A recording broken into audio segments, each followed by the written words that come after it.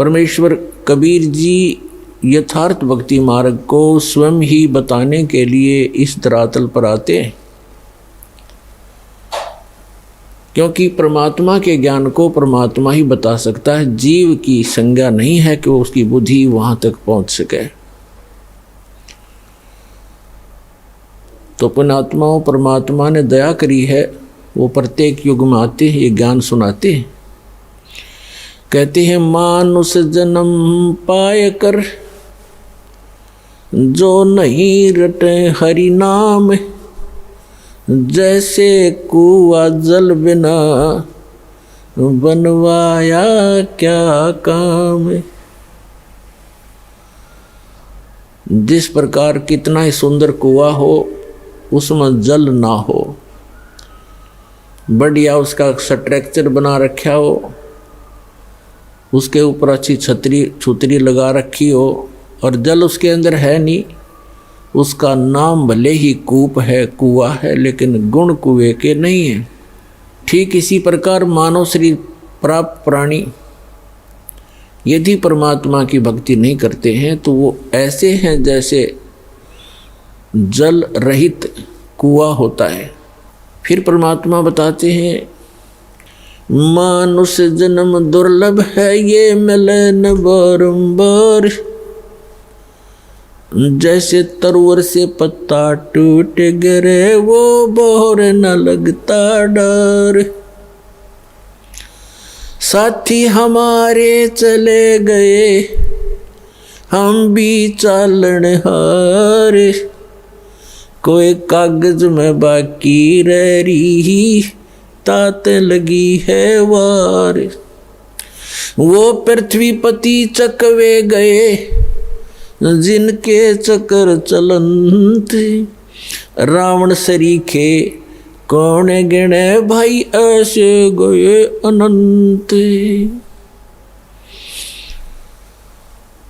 मर्द गर्द में मिल गए वो रावण से रणधीर, कंस के सी चाणूर से भाई हरणा कुश बलवीर। तेरी क्या बुनियाद है तू जीव जन्म धर लेत, गरीब दास भगवान की भक्ति बिन तेरा खाली रह गया खेत। अपने आत्माओं परमात्मा ने आके जानकारी दी है कि आप ये सोचकर गलती करते रहते हो कि हम अभी बहुत दिन तक संसार में रहेंगे, क्योंकि जो 10-20 वर्ष के बालक हैं उनकी तो स्वाभाविक वृत्ति है कि अभी मृत्यु होगी नहीं, और जो 50-40 वर्ष के हो गए हैं वो भी सोच रहे हैं अभी 100 वर्ष तक तो जीवित रहते ही हैं, 60-70-75 तक तो जीवित रहते ही हैं। जो 70-75 और 80 तक पहुंच गए हैं वो भी ये सोचकर जी रहे हैं कि अभी नहीं मरेंगे, क्योंकि मानव की आयु 100 से भी ऊपर तक भी हो जाती है। लेकिन हमारी बुद्धि उस समय काम करना बंद कर देती है, एक्सीडेंट हो जाता है। 10 वर्ष के बालक, 20 वर्ष के बच्चे, 30 वर्ष के, 40 वर्ष के, 50 वर्ष के, या किसी बीमारी के कारण, रोग के कारण भी मृत्यु हो जाती है। तो यहाँ परमात्मा याद दिलाते हैं, इसी भूल के कारण आप यहाँ गफलत भी करते हो, भक्ति कम करते हो और बुराइयां भी करते हो। जिस व्यक्ति को ये पता लग जाए कि तेरी मृत्यु अब कुछ ही दिनों के बाद होने वाली है, उसने ना तो बकवाद बावें, ना कोई इधर उधर की चोचले है, ना कोई कार और का कोठी की तरफ उसका ध्यान जावे। तो इस प्रकार एक भक्त की वृत्ति परमात्मा और परमात्मा के ज्ञान पर लगी रहे तो बहुत सी बुराइयों से बचेगा, भक्ति ठीक करता रहेगा। और ये सत्य है। परमात्मा कहते हैं कि साथी हमारे चले गए, और अपने ऊपर ही उदाहरण दे रहे हैं परमात्मा कबीर भगवान के साथी हमारे चले गए और हम भी चालनहार, कोई कागज में बाकी रह रही तात लागरी वार। पुण्यात्माओं, आप बहुत से उदाहरण देखते हो, प्रत्येक को पता है इस बात का कि एक फलाना व्यक्ति था, पूरा उसका संपन्न परिवार था और अभी आयु भी 50 वर्ष की भी नहीं हुई थी, मृत्यु होगी और उसकी उमंगें पता नहीं कितनी होंगी, ये करूँगा वो करूँगा, अभी ये करना शेष है, ये करना शेष है। एक मुख्यमंत्री आंध्र प्रदेश का, एक मुख्यमंत्री अरुणाचल प्रदेश के और एक पूरा का पूरा कैबिनेट यानी पूरा मंत्रिमंडल जिसमें 95 मंत्री और एमपी थे, पोलैंड देश के अपने जहाज से जा रहे थे, कोई हेलीकॉप्टर से जा रहा था और दुर्घटनाग्रस्त हो गए। उनकी कितनी आशाएं थी, उन्होंने पता नहीं कहाँ कहाँ पार्टियां अटेंड करनी थी, उनके स्वागत के लिए बहुत से उनके मित्र हार लिए खड़े थे गले में डालने के लिए, और उनके गले की हार फिर मौत बन गई। तो यहाँ परमात्मा कबीर जी कहते हैं, मौत भूल गया बावड़े तन अचरज किया कौन, वो जाने का दिन तो भूल चुका है। मौत विसारी बावरे अचरज किया कौन, और ये तन माटी में मिल जाएगा जो आटे में लौण। तो पुण्यात्मा परमात्मा हमें याद दिलाते हैं कि साथी हमारे चले गए,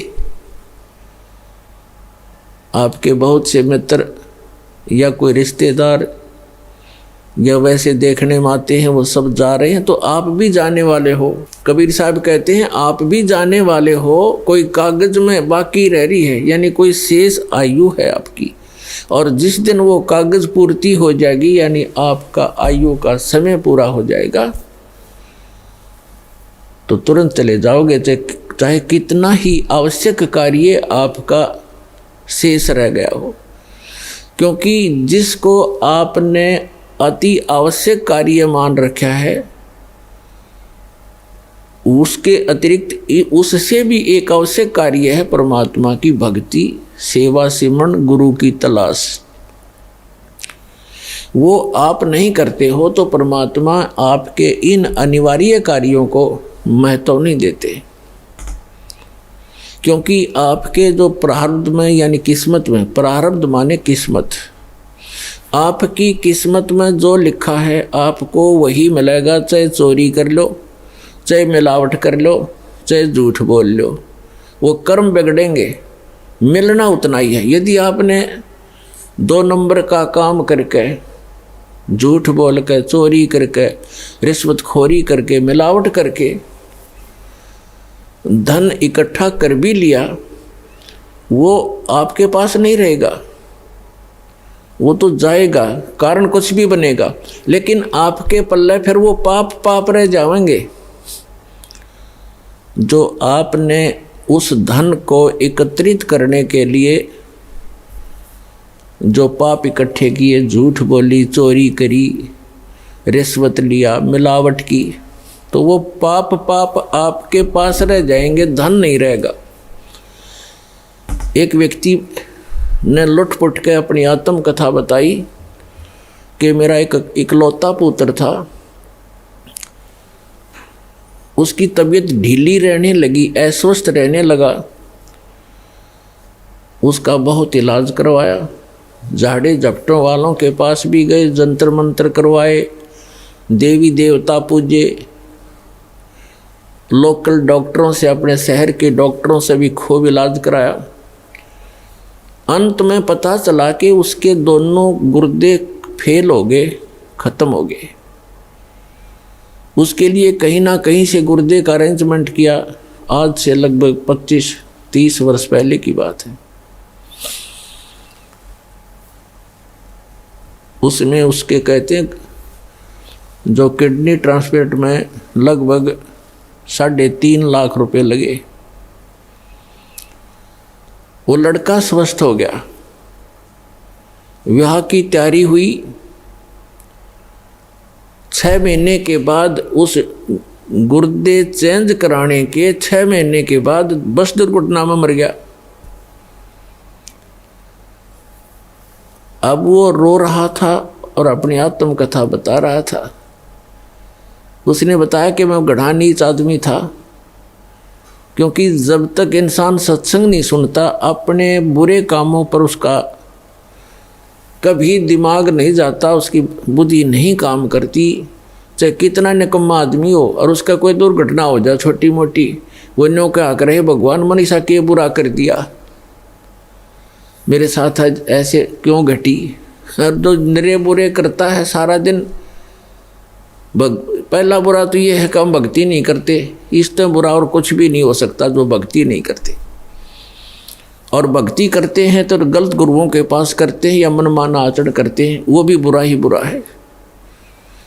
फिर अपने पेट के लिए इंसान सारा दिन, ठीक है किसी का दाव ना लगता वो बात दूसरी है, नहीं तो जहाँ जिसका दाव लगे आज के वर्तमान के अंदर। पहले तो भगवान से डरने वाले व्यक्ति होते थे, बुरा करते समय 100 बार सोचा करते थे, आगे पीछे का हिसाब लगाया करते थे, मुझे पाप ना लग जाए, कोई हानि ना हो जाए, मुझे कोई नुकसान ना हो जाए, तो वो गलती नहीं करते थे। अब तो हम भगवान से दूर हो गए, इस भौतिकवाद में इतने फंस गए, इस विज्ञान को प्रमुख मानकर हम आगा पीछा कुछ नहीं देखते, जिस कारण से हम अधिक पाप करने लगे।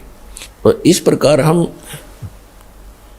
बुरा करते हैं तो आगा पीछा नहीं देखते, और जब हमारे साथ कुछ घटना घट जाती है फिर विचार करते हैं।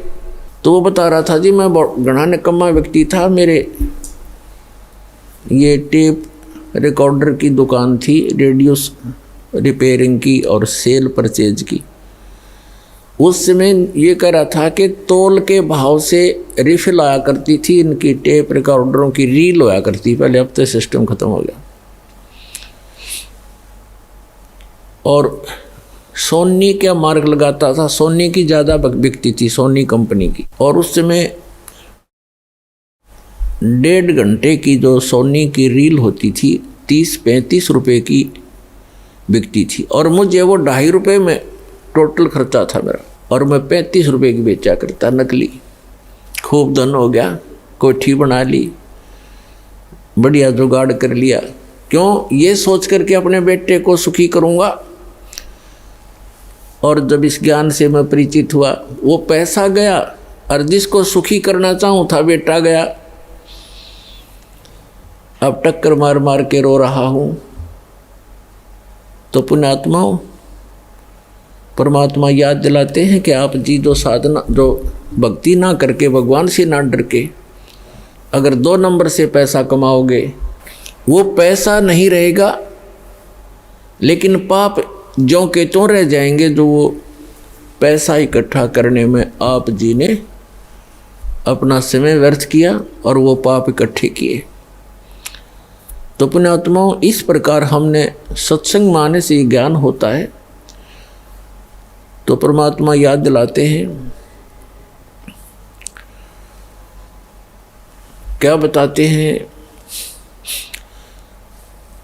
पतझड़ आवत देख कर बन रोवे मन माही, ऊंची टहनी पात थे अब पीले हो जाही। परमात्मा याद दिलाते हैं कि जिस समय पतझड़ आती है और बन हमें याद दिलाते हैं कि आपके साथ ऐसी बीत रही है, आप ध्यान नहीं देते, आप गलत स्थान पर रह रहे हो, ये लोग ठीक नहीं है। और जो भगवान से दूर है वो तो महादुखी प्राणी है, और दुर्भाग्य उन प्राणियों का, मनुष्य जीवन उनको मिला या ना मिला बराबर है। ये इतना भयंकर लोक है। परमात्मा की शरण में आने के बाद जीव को यहाँ थोड़ा बहुत जीने की राहत मिलती है, और आने वाले जो संस्कार, किस्मत की जो आपदाएं हैं वो भी भगवान टाल देता है। परमात्मा को इसीलिए हम खोजा करते हैं। कहते हैं दुख में सुमन सब करें, सुख में करे ना कोई, और जय सुख में सुमन करें दुख काहे को है। परमात्मा की भक्ति जो करते हैं सुख में तो उनको दुख नहीं होते, और यदि दुखी प्राणी भी परमात्मा की भक्ति करने लगता है सत्य भक्ति श्रद्धा से, उनके दुख भी दूर हो जाते हैं। तो हम भक्ति कर अवश्य रहे थे, लेकिन भक्ति कर रहे थे शास्त्र विधि त्याग कर मनमाना आचरण कर रहे थे। श्रीमद् भगवद गीता अध्याय नंबर 16 के श्लोक नंबर 23 में कहा कि अर्जुन, जो शास्त्र विधि को त्याग कर मनमाना आचरण करते हैं उनको न तो सुख होता है और न उनकी गति होती है और न ही उनकी कोई सिद्धि प्राप्त होती है, अर्थात यूजलेस, व्यर्थ। 16वें अध्याय के 24वें श्लोक में तुरंत कहा कि अर्जुन, इससे तेरे लिए कर्तव्य और अकर्तव्य की दृष्टि में शास्त्र ही प्रमाण है, किसी अन्य व्यक्ति की दंत कथा के आधार से तू अपनी भक्ति पर मत लगना। जो हमारे सद्ग्रंथ बताते हैं उन्हीं को आधार मानना। तो पुण्यात्माओं, हमारे जैसे आप जी का हमारा जन्म पवित्र हिंदू धर्म में हुआ, हमारे हिंदू धर्म के जो धर्म गुरु टीचर थे हमारे, वही हमारे सिलेबस से परिचित नहीं थे, तो हमें वो शास्त्र अनुकूल साधना बता नहीं सके, जिस कारण से हमारे पूर्वज प्रेत बने, पशु योनियों में चले गए। अब उनके लिए यत्न बनाते हैं, बाद में श्राद्ध निकाल दो, ऐसे कर दो, वैसे कर दो, तेरामी कर दो, वर्षी कर दो। फिर क्या होगा? वो चला गया जहाँ जाना था, पीछे पापड़ बेल रहे हैं। तो ये शास्त्र विधि त्याग कर मनमाना आचरण था। तो पुण्यात्माओं, परमात्मा बताते हैं कि पतझड़ आवत देख कर बन रोवे मन माही, ऊंची टहनी पात थे इब पीले हो जाए। कहते हैं पात झड़नता ये कहे, सुन भई तरवर राय, अब के बिछुड़े नहीं मिले, ना जाने कहाँ गिराएंगे जाए। तरवर कहता पात से, सुनो पात एक बात, यहाँ की यह रीति है, एक आवत एक जात। अब परमात्मा हमें उदाहरण देना चाहते हैं कि जिस संसार में आप रह रहे हो ये एक वन है, और इसकी यहाँ की रीति क्या है कि एक आता है एक जाता है। जैसे वसंत ऋतु आती है, पतझड़ कहते हैं, जब पत्ते झड़ जाते हैं सब वृक्षों के, और फिर तुरंत कोपल फूट आती है, और कुछ देखते ही देखते कुछ दिनों में वो पत्ते बनकर लहरा रहे होते हैं, फड़फड़ा रहे होते हैं। एक वर्ष वो फड़फड़ा लेते हैं, फिर पीले होकर गिर जाते हैं, तुरंत नई कोपल फूट आती है और वो भी ऐसे ही गिर जाते हैं।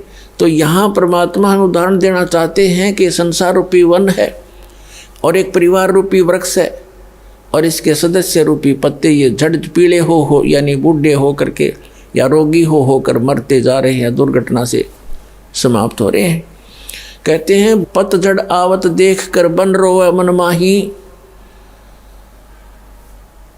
ऊंची टहनी पात थे वह पीले हो जाही। अब जैसे वृद्ध हो गए जो भक्त, जो व्यक्ति, उनके सफ़ेद बाल हो गए, ये हमारे की तरह। अब इनको ये सूचना मिल गई है कि तुम्हारी टिकट कभी भी कट सकती है, चालन की तैयारी करो।